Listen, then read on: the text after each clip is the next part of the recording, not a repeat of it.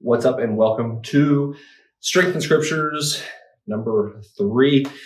Before I dive into the video, I kind of got ahead of myself on the last one. In the last one, we did Genesis 1:2 through 2:18, and I didn't have my Bible in front of me. So I am going to admit that I was wrong for not doing that and checking it with me. So the way I'm going to do that today is by not having my Bible in front of me again. But 2:18, when we get there, we see that it is the first thing that is not good. I tied 2:18 into the good part. But a real quick recap on last video is that God created and it was good. He created man and it was very good. And we finally got to chapter 2, verse 18, where we see our first thing that was not good. And that is where we're going to pick up today.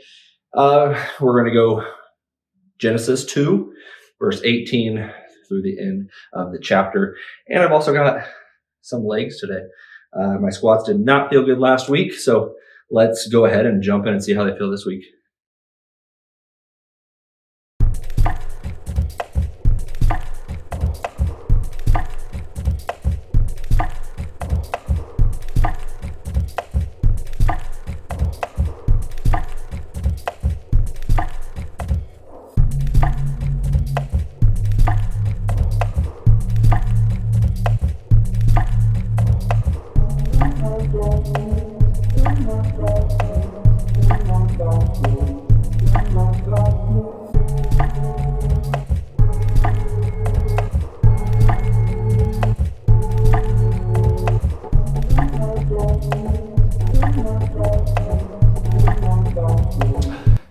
So I promise to get better having my Bible with me. The excuse why I don't is because the Bible I carry around and travel with a lot of the times is just New Testament, Proverbs, and Psalms. My other Bible I paid a pretty penny for, so bringing it out in a dirty gym, I need to just get over that and do it. But first thing we see here,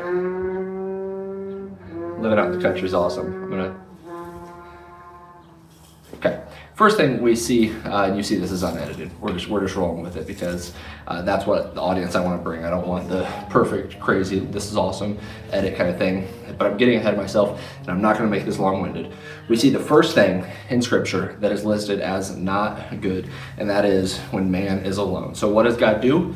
God creates him a helper. That's going to come up a lot throughout Scripture. A woman as a helper, and here's where you start throwing stones at me of equality, whatever, blah, blah, blah. We have to understand it in context, and we'll save that for another day. So, first time we're coming to a passage where it says something is not good.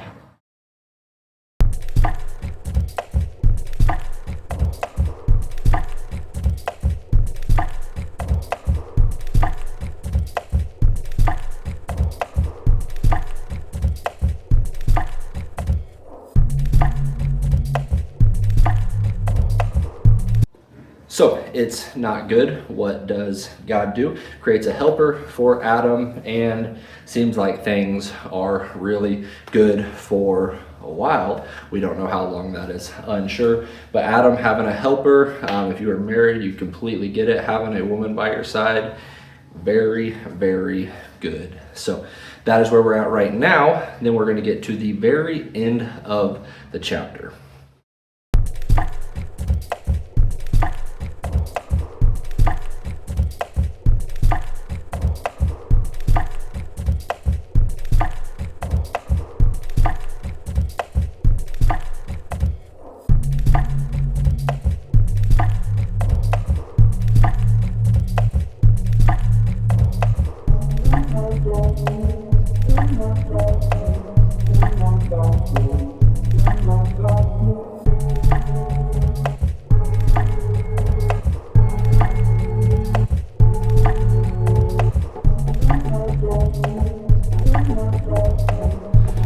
So we get to the very end of the chapter, and the very last phrase is, they were naked and not ashamed. And that is where I want to camp for a few minutes.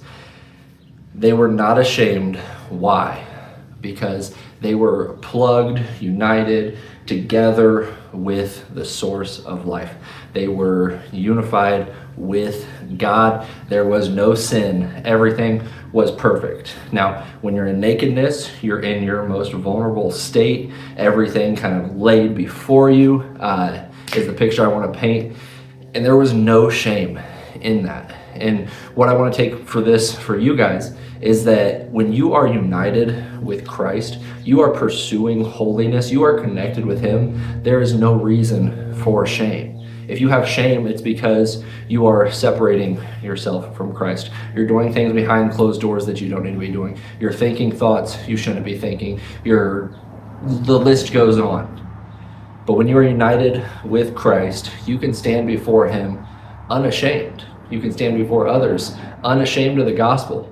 But it is only when something gets in between you and Christ that shame starts to creep in. So as I wrap up this video, of course, I hope you like, comment, and subscribe. Sorry I rambled a little bit at the beginning.